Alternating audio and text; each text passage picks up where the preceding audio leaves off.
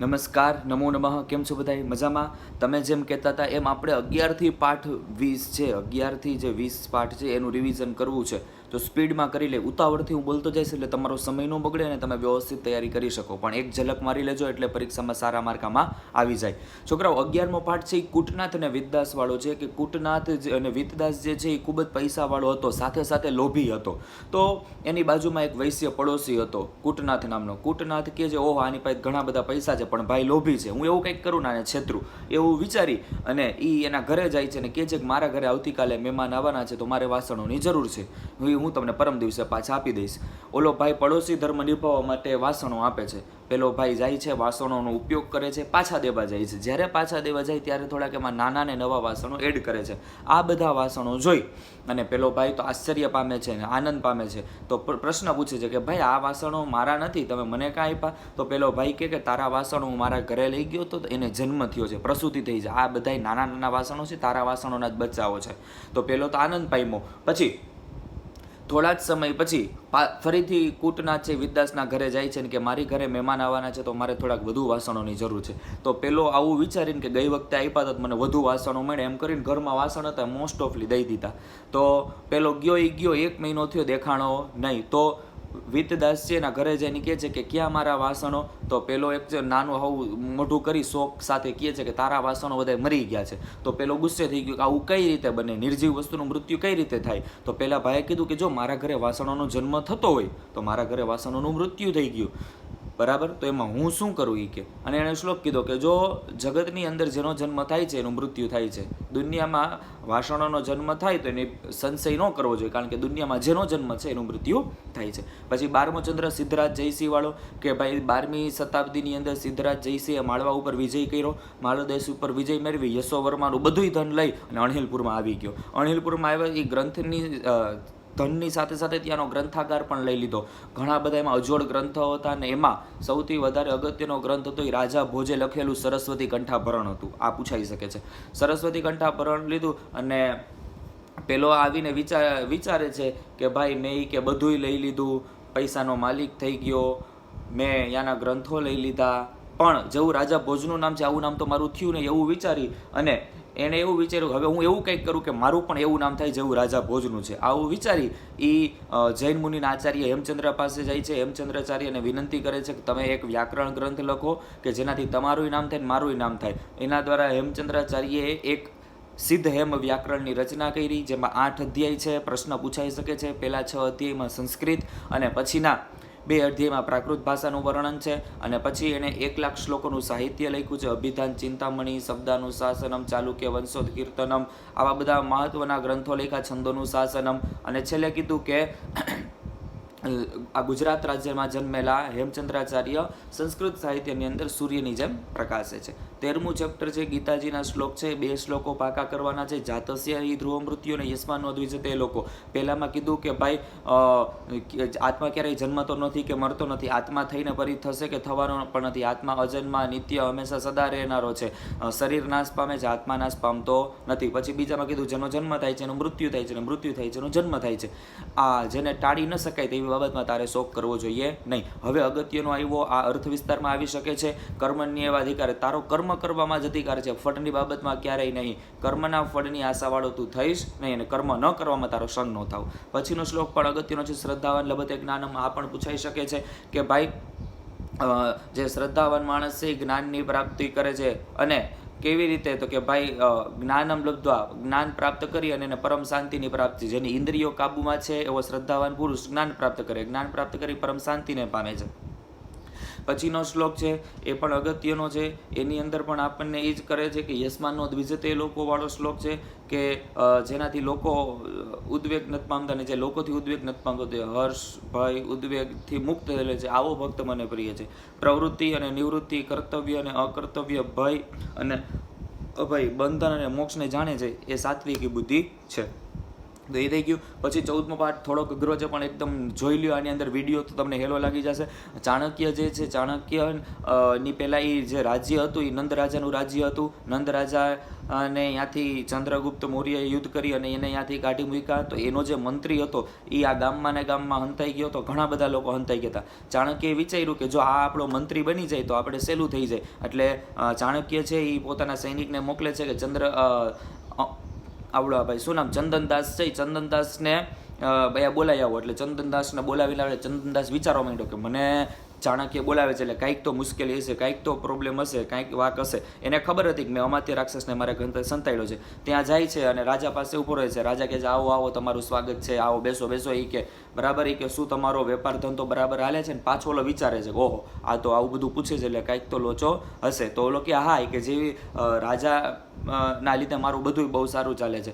તો પેલા એ પ્રશ્ન કર્યો ચાણક્ય કે આપણા રાજાની ખરાબ વાતો ને પેલાના રાજાની હારી હારી વાતો કોઈ કરે છે? તો આ ભાઈ કે ના ના, એ કે એવું કોઈ નથી કરતું. આપણા રાજાને શરદ પૂર્ણિમાનો ચંદ્રમાં એવી રીતે રાજા વિશે બધા બોલે છે, કાંઈ વાંધો નથી. તો પેલા એ કીધું કે ભાઈ આપણા રાજાના વિરુદ્ધમાં કોક હાલે છે.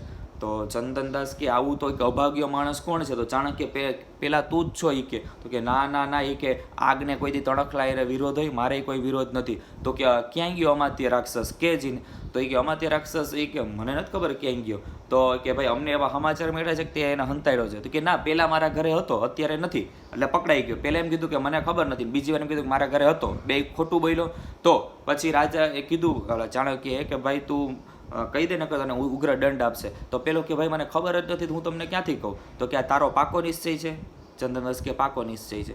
એ કે પાકી નથી ખબર? તો કે હા નથી ખબર. તો છેલ્લે મનમાં ચાણક્ય બોલે છે વાહ ચંદનદાસ વાહ, આવી મિત્રતા છે, આવી આની પહેલાં એક રાજા સીબીએ નિભાવી હતી અને બીજી તે નિભાવી છે. રાજા સીબીવાળી ટૂંક નોંધ જે છે એ પણ તમને 2 વાક્યમાં આવી શકે છે, એટલે જરૂરથી કરી લેવી. 15મો પાઠ આકાશમાંથી એટલે કે સ્વર્ગમાંથી અર્જુન આવ્યો, નીચે આવે છે તો મોટો જયનાદ સાંભળો.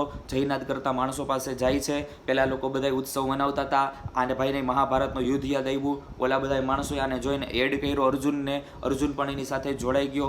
થોડી વાર પછી અર્જુનને તરસ લાગી. તરસ લાગ્યા પછી અશ્વની માગણી કરી. ઘોડા ઉપર બેસી પાણી પીવા ગયો. જેવો પાણી પીવા તૈયાર થયો એવો કોઈક માણસનો અવાજ સાંભળ્યો, ભાઈ પાણી પીતા ને, આ પાણી ઝેરી છે, બરાબર, અત્યારે પીવા લાયક નથી. અર્જુન આશ્ચર્ય સાથે કે આવું કઈ રીતે ભાઈ? તો ઓલો ભાઈ બોલે છે તો યુવાન લાગે છે, શરીરથી વૃદ્ધ છે, એના વાળ સફેદ થઈ ગયા છે, દાંત ભાંગી ગયા છે, હાથમાં લાકડી. જેવો માણસ અર્જુન પાસે આવીને કહે છે કે ભાઈ આ પાણી પીવા લાયક નથી, હમણાં જે યુદ્ધ થયું હતું એના દ્વારા આ પાણી ઝેરી થઈ ગયું છે, બરાબર. ઓલો ભાઈ કહે છે કે હું આ દેશનો એક સૈનિક છું. આ ફકરો પણ આ પાઠમાંથી આવી શકે છે.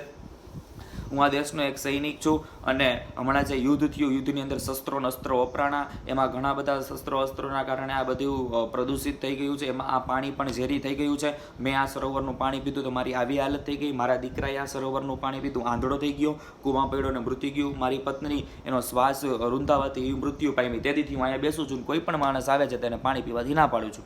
પછી એમાં આગળ એને વાત કરી કે અર્જુને આ બધું જોયું. ચિંતા કરતા કરતા અર્જુન પર પાણી પીધા વગર સ્વર્ગમાં ચાલ્યો ગયો.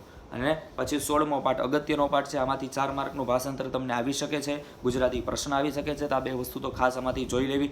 કે ભાઈ ચાલુ કરે છે એટલે કહે છે કે ભાઈ પછી પર્વતના શિખર જેવી શોભાવાળો, ધારદાર ચાંચ દ્વારો, પક્ષીઓમાં શ્રેષ્ઠ એવો વનસ્પતિ રહેવાવાળો એવો જટાયુ શુભ વાણીમાં બોલ્યો કે જે કરવાથી ધર્મ ન થાય, જે કરવાથી કીર્તિ ન થાય, જે કરવાથી યશ અને કીર્તિ ન મળે, શરીરને નુકસાન થાય, આવું કાર્ય કોણ કરે, બરાબર. પછી એમ કીધું કે ભાઈ બીજાની પત્નીનું અપહરણ કરવું, બીજાની પત્નીને સ્પર્શ કરવો, આવી નીચ ગતિથી અટકી જા. જેની બીજા માણસો નિંદા કરે છે, આવું બુદ્ધિશાળી ધૈર્યશીલ માણસે ન કરવું જોઈએ, બરાબર. પછી આગળ કહે છે કે હું વૃદ્ધ છું, તું યુવાન છે, તારી પાસે રથ છે, બાણ છે, કવચ છે, છતાંય પણ હું જ્યાં સુધી અહીં ઊભો છું ત્યાં સુધી તું વૈદેહી સીતાને નહીં લઈ જઈ શકે. આવું કીધું એટલે તાંબા જેવી લાલ આંખો થઈ ગઈ, એના કવચ કુંડળ તપેલા થઈ ગયા. એવો રાક્ષસનો રાજા રાવણ છે એ જટાયુ તરફ દોડ્યો અને દોડે છે. અને પછી એમ કહે છે કે બંને વચ્ચે જે માલ્યવાન નામના 2 મોટા પર્વતો ઊભા હોય એ બંનેનું અદ્ભુત યુદ્ધ થયું. કેનું? તો કે ભાઈ રાવણનું અને ગીધનું અદ્ભુત યુદ્ધ થયું. એમાં જે જટાયુ છે એ અહીંયા નખ છે એ પાછળ મારે છે, ચાંચ મારે છે, ઉજરડા ભરી લે છે અને એના વાળ ખેંચી નાખે છે. પછી બીજી લાઈન, બીજા શ્લોકની અંદર પાછળ કીધું કે ભાઈ એ છે ઓનું મુક્તામણીથી વિભૂષિત જે હતું બરાબર, બાણ એને પગ પર રાખીને બભાઈને એને તોડી નાખે છે. પછી જે રાવણ જે છે એ રાવણનો રથ તોડી નાખે છે, એના સારથીને મારી નાખે છે, એના શસ્ત્રો બધા પડી જાય છે, હાથમાં પકડેલો રાવણ જમીન પર પડે છે. અને જમીન પર પડે છે પછી યુદ્ધની અંદર આ અત્યંત ક્રોધી થયેલા રાવણની સામે જટાયુ છે યુદ્ધ કરે છે અને રાવણના ડાબી બાજુના જે 10 હાથ છે ડાબી બાજુના 10 હાથ કાપી નાખે છે. આ થઈ ગયું. પછી 17મો પાઠ સ્વાભાવિક સાદૃશ્યમ. આમે એમ કીધું કે ભાઈ બધાય વ્યક્તિઓ છે ઓમ આકાર અને પ્રકારથી તો અલગ અલગ હોય, પણ કામ એક જ હોય કે ભાઈ જેવી રીતે વડલો અને ખેર અલગ અલગ છે પણ કહેવાય વૃક્ષ, ગાય અને ઘોડો પશુઓ છે પણ કહેવાય એને અલગ અલગ, સોનું અને લોખંડ અલગ અલગ છે પણ કહેવાય શું? ધાતુઓ. પછી એમ કીધું કે સોનું, તો કે સોનાના એ પ્રકાર છે, આકાર અને પ્રકારથી સોનું કેવું હોય છે? અલગ અલગ હોય છે. બરાબર. એવી જ રીતે આ પતંજલિ મુનિએ મહાભાષ્યની અંદર કહી દીધું છે કે માણસ જે છે બરાબર એ આમ ભલે અલગ અલગ હોય પણ એ મૂળ તો બધા કહેવાય એક જ, પણ એને અલગ અલગ કાર્યો હોય છે. પછી આમાં આપણને એમ કીધું કે ભાઈ આમાં એવું હોય કે કોઈ પાતળા વ્યક્તિની બાજુમાં બેસે, જાડા વ્યક્તિની બાજુમાં બેસે, આવો નિયમ હોતો નથી. જેમાં તમે કોઈ માટે ભોજનને નિમંત્રણ આપ્યું હોય, આમંત્રણ આપ્યું હોય, તો જે વ્યક્તિ આવે છે બધા આકાર અને પ્રકારથી માણસો બધા કેવા હોય છે? તો કે છે કે ભાઈ એ અલગ અલગ હોય છે. અને કોની બાજુમાં બેસે છે? તો કે જાડાની બાજુમાં, પાતળાની બાજુમાં. એવો નિયમ હતો, જે વ્યક્તિને જેની બાજુમાં ભળે છે એ વ્યક્તિની બાજુમાં જઈને બેસે છે. આવો નિયમ હોય છે. અને વ્યાકરણ મહાભાષ્યની અંદર પણ કહી દીધું છે કે માટીનો ઢેફો જ્યાંથી ઉપાડીને ફેંકવામાં આવે તો આડાવડો નથી જતો, જ્યાં ફેંકવામાં આવે ત્યાં જાય છે. અને જે વસ્તુ જ્યાંની છે ત્યાંથી પાછી આવે છે. માટી પૃથ્વીનો વિકાર છે તો પૃથ્વી પર આવશે. એમ કીધું કે ઉદાહરણ આપ્યું કે ગાય છે એ પોતાના સવારમાં ચરવા માટે જાય છે, જ્યારે સાંજે પાછી આવે છે જ્યાં પોતાનું વાછરડું છે એની બાજુમાં આવીને જ બેસે છે. બરાબર. અને સૂર્યના કિરણો છે જ્યાંથી આવે છે પાછા એ જ તરફ રિફ્લેક્શન થઈને જાય છે. તો આ સિદ્ધાંત આપણને આમાં જોવા મળે છે. તો કે માણસનો સિદ્ધાંત અને સૂર્યનો સિદ્ધાંત, પૃથ્વીનો સિદ્ધાંત, એની ચર્ચા, માણસનો વ્યવહાર, એની ચર્ચા આપણે આ પાઠમાં કરેલી છે. 18મો પાઠ છે. 18મા પાઠમાં કાંઈ ન કરતા ખાલી એક સંસ્કૃત પ્રશ્નનો જવાબ છે એ કરી લેજો એટલે આપણો બેડો પાર થઈ જશે. બાકી બધું આવશે તો ઓપ્શનમાં નીકળી જાય 18મા પાઠમાંથી. રેડી. 19મો પાઠ છે સાચે જ મોરચે. આને ખાસ કરજો. 8મો પાઠ અને 19મો પાઠ બંને એટલા ડિટેલમાં કરી લેજો. અત્યારે તમને આજના પેપરમાં ખાસ તમને દેખાશે બંને. તો 19મા પાઠની શરૂઆત થઈ છે. સાંડિલ્ય કહે છે કે ઉદ્યાન છે એટલે તો કે ભાઈ પ્રવેશ કરો. તો કે છે ના, પહેલાં તમે ગુરુ પ્રવેશ કરો, હું તમારે પાછળ પ્રવેશ કરીશ. ગુરુજી કે કાં? તો કે છે કે ભાઈ મેં એવું સાંભળ્યું, મારી મમ્મીએ એવું સાંભળ્યું છે કે અશોક નામના વૃક્ષની પાછળ સંતાયેલો વાઘ રહે છે, તમે પહેલાં ચાલો, તમારી પાછળ હું ચાલું છું. ગુરુજી કે ભલે. એમ કરીને આગળ ચાલ્યા પરિવ્રાજક. પાછળથી ભાઈ આ એન્ટર થાય છે. જેવો એન્ટર થાય છે તેને પકડી લે છે અને કહે છે મને બચાવો, વાઘના મુખમાંથી બચાવો, વાઘ મને ખાઈ રહ્યો છે, અનાથની જેમ મારા ગળામાંથી લોહી વહ્યું છે. પરિવ્રાજક કે ચિંતા કરમાં, ડરમાં, આ મોર છે. તો ઓલો કે સાચે મોર છે? પરિવ્રાજક કે આ સાચે મોર છે. જો મોર હોય તો મારી આંખ ઉગાડું. પરિવ્રાજક કે હા આંખ ઉગાડ. આંખ ઉગાડે છે પછી ભાઈ મસ્તી કરે છે કે જોયું ને, મેં મારી આંખ ખોલી હતો તો વાઘ, પણ મોરનું રૂપ લઈને ભાગ્યો. પછી ચંપક, કદમ, સપ્તપર્ણ, ચંદન, તગર, ખેડ, કીડથી છવાયેલું, માલતીના વેલથી સુશોભિત આ બગીચો રમણીય લાગે છે. ગુરુજી ખીજાઈ ગયા. પરિવ્રાજક કે મૂર્ખ, આ ક્ષણે ક્ષણે ક્ષીણ થાય શરીરમાં હું રમણીય લાગે છે? બેને ભણ. છોકરો કે હું ભણીશ નહીં. સાંડિલ્ય કે. તો ગુરુજી કે કેમ નથી ભણવું? તો કે પેલા ભણવું શું એ તો મને કહો. તો ગુરુજી કીધું કે અત્યારે ભણીશ એ તને સમય જતા કામ આવશે. અત્યારે ભણેલું તને થોડોક સમય જતા કામ આવશે. તો કે ભણવાથી શું થવાનું? તો કે ભાઈ ભણવા જે ભણે છે એને વિદ્યાની પ્રાપ્તિ થાય છે. બરાબર. અને તો કે વિદ્યાની પ્રાપ્તિથી શું થાય? તો કે વિદ્યાના પ્રાપ્તિથી ધર્મ, અર્થ અને મોક્ષનું તમે કરી શકો છો. આનો વિદ્યાભ્યાસ કરવો જરૂરી છે. શેના માટે? ધર્મ, અર્થ અને મોક્ષ માટે. તો કે વિદ્યા ભણવી જરૂરી છે. અને 20મો પાઠ આ અગત્યનો છે. અર્થ વિસ્તારમાં અને ભાષાંતરમાં આવી શકે છે, તો આને પણ ખાસ કરી લેવો. આમાં શું વાત કરી હતી? તો કે ભાઈ શિક્ષાક્ષેમથી ચાલુ કરે છે કે ભાઈ સમય વખત વીતતા કેળવણી નાશ પામે છે, મૂળવાળા વૃક્ષો પડી જાય છે, જળાશયમાં રહેલું પાણી સુકાય છે, પણ હોમેલું નાપેલું એમનું એમ રહે છે. પછી એમ કીધું કે જૂનું હોય બધું સારું હોય એવું જરૂરી નથી. કાવ્ય નવું છે તેની ઉપર ટીકા ન થાય એવું પણ નથી. સંત પુરુષો છે, હોશિયાર વ્યક્તિઓ છે, બેમાંથી એકને પરખીને સેવે છે. મૂર્ખ વ્યક્તિ પારકાના વિશ્વાસથી દોરવાયેલો બુદ્ધિવાળો હોય છે. પછી એમ કીધું કે ભાઈ સામાન્ય લોકોથી ચઢિયાતી કોટી લોકોના મન છે એ વજ્ર જેવા કઠોર અને ફૂલ કરતા કોમળ હોય છે. આવા મનને જાણવા માટે કોણ સમર્થ છે? પછી કીધું કે બીજી વ્યક્તિ દ્વારા ઊંચું પદ મેળવનાર નીચ માણસ મોટે ભાગે અસહ્ય બની જાય છે. સૂર્ય આપણને જેટલો નથી બાળતો એટલો આપણને રેતીનો ઢગલો બાળે છે. પછી આપણને કીધું કે સુખ ખરેખર દુઃખને અનુભવીને શોભે છે. ગાઢ અંધકારમાં દીવાનું દર્શન હોય છે. જે વ્યક્તિ સુખમાંથી ગરીબાઈમાં આવી ગયો છે એ શરીર ધારણ કરેલો હોવા છતાં મરેલાની જેમ જીવે છે. અને પછી કીધું કે સજ્જનો છે એ વિનાશના સમયે પણ વેર નથી દાખવતા. જેમ કુહાડી છે, કુહાડીથી ચંદનનું ઝાડવું કાપવામાં આવે છતાંય વૃક્ષ કપાઈ જશે પણ એ કુહાડીના આગળના ભાગને સુગંધીદાર કરતું જશે. તો આ થઈ ગઈ આપણી નાની અને નાજુકડી વિશેષ પાઠની ચેપ્ટરની સ્ટોરી. આટલું જોઈ લ્યો અને પરીક્ષા આપવા જાઓ એટલે આપણો બેડો પાર. આમાંથી પણ ઓછામાં ઓછું તમને 20 થી 30 માર્કનું સ્ટોરી બોલ્યો છે, એનાથી બેઠે બેઠું તમને મળી જશે. તો જોઈ લ્યો અને પેપર આપીને આવો ત્યાં હું તમારા માટે સોલ્યુશન તૈયાર રાખું છું. અને આપણે જોઈએ છીએ કે તમે 80 માર્ક સુધીમાંથી 75, 70, 65 કેટલા નીકળો છો એ પણ આપણે બધાય જોઈશું. ચલો પરીક્ષા આપી આવો, બેસ્ટ લક, પછી મળીએ. અને હજુ સુધી જો આપણી ચેનલને સબસ્ક્રાઇબ નથી કરી મિત્રો તો જલ્દીથી સબસ્ક્રાઇબ કરી નાખો એટલે હું પણ મોજમાં આવી જાઉં. રેડી? Thank you. જય હિન્દ.